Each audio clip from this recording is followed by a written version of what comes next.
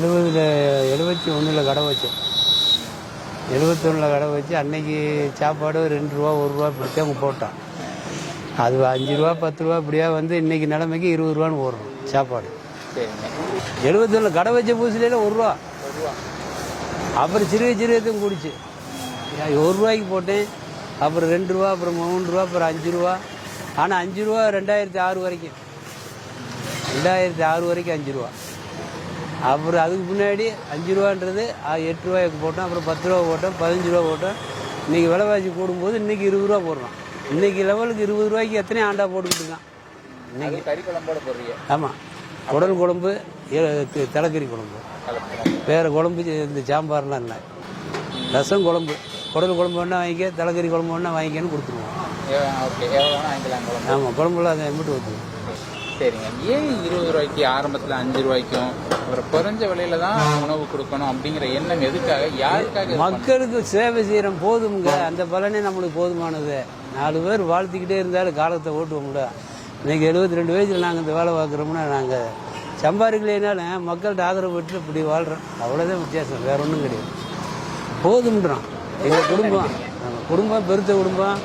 இதை வச்சு சாப்பிட்ற வைக்கிற இந்த லெவலில் வண்டி ஓட்டி போவோம்ட்டு போட்டுறோம். பெருசும் போகல, சிறுசுக்கும் போகல, நடுத்தரவாதியிலே ஓட்டிட்டோம். இன்றைக்கி வரைக்கும் அதை ஓட்டுறோம். பூரா எங்கள் வீட்டாளுக்கு தான் வேலைக்கு, சம்பளையாளுன்றது யாரும் கிடையாது. நீங்கள் ஏன் எனக்கு இது போதும் அப்படிங்கிற மனசு எப்படி வந்தது? எதனால போதும் நினைக்கிறேன்? அதாவது எங்க பூரா லேபர் தான் நிறையா இருக்காங்க, கூலி வேலைக்காரங்க. அவங்க வந்து அதிகமான ஒரு பணமெல்லாம் சம்பாரித்து வெளியே போய் சாப்பிட்றதுக்கு வாய்ப்பு கிடையாது.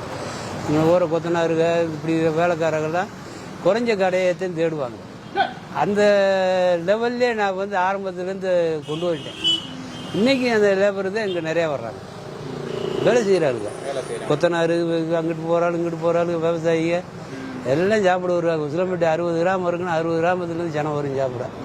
வரும், தெரியாத ஆளே இருக்க மாட்டாங்க. அந்த நிலையில தான் இப்போ கடை ஓட்டுறோம். போதுமையா நம்மளுக்கு எதுக்கு ரொம்ப ஆசை, வீடு சம்பாரிச்சிட்டு போதுமையான அப்படி இருக்க போய் இன்னைக்கு வரைக்கும் இந்த உசிலம்பட்டியில் ஒரு சொத்து வாங்கலாம். இவ்வளோ காலம் இருந்து கிடையவே கிடையாது. ஊரை எந்த வீடு, சொந்த வீடு கூட கிடையாது. என்ன உள்ளது தான் நம்ம போய்க்கிறோம். ஊரை மக்களுக்காக பாடுவோம். நாங்கள் இப்படியே போகிறோம், நாங்கள் சாப்பிட்றோம், பொழுது விடியுதுன்ற மாதிரி உழைப்பை எல்லா பேரும் உழைக்கிறோம், வேலை பார்க்குறோம். சாப்பாடு பூராமே வேலை செய்கிற ஆளுங்க, வெட்டி போகிற ஆளுங்க, ரொம்ப வறுமை போட்டு கீழே தானே சாப்பிட வர்றாங்க. கொஞ்சம் வசதியாக இருக்கிறவன் ஏசி ரூமுக்கு போயிடுறேன், அங்கே காத்தாடி போட்டு போயிடுறேன்ல. சரி, யாரை கேட்டான்னு சொல்லுவாங்க. உசிலம்பட்டிக்குள்ள எங்கனே ராமன் ஹோட்டல் எதுக்குன்னு கேட்டுங்க, ராமன் இட்லி கடை எதுன்னு கேட்டுங்க, எவனே சொல்லுவாங்க. உசிலம்பட்டி 60 கிராமத்தில் அப்படித்தான் நாங்கள் வாழ்றோம். போதும் இந்த வயசுல இந்த வேலை பார்க்குறோம்ல, போதும். என் பிள்ளைய இருக்காங்க, மருமை இருக்காங்க, ஆளுக்கு 500 எடுக்கிறேன். நம்மளுக்கு ஒரு 1000 ரூபா சம்பளம், 2000 ரூபா சம்பாதிக்க மாட்டோமா? இப்பட்டு ஓட்டி நம்ம அந்த அளவுக்கு தான் போதும்னு போகிறோம். அதாவது அதிகமாக பணம் வர நிம்மதி இருக்காதுன்னுங்கிறீங்க. வந்ததில்லை, அதை தான் சொல்லலாம். வந்ததில்லை. ஆனால் குடும்பம் பெருத்து விடுமா, செலவு வரும், போகும், ஒரு கடனை வாங்க, அந்த வீட்டு வாங்க, அது கட்டுவோம், போகும். இப்படித்தான் வாழ்க்கை ஓடுது.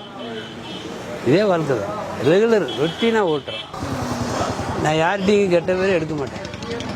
எங்கேனையும் கேட்டு பாருங்க. உசிலம்பட்டிக்குள்ளே எங்கேனும் போய் இப்போ ஒரு பஸ் ஸ்டாண்டுக்குள்ளே ஒன்றுட்டு கேளுங்க, ராமி ஹோட்டல் கடை எங்கேப்பா இருக்குன்னு கேட்டால் சொல்லுவாங்க.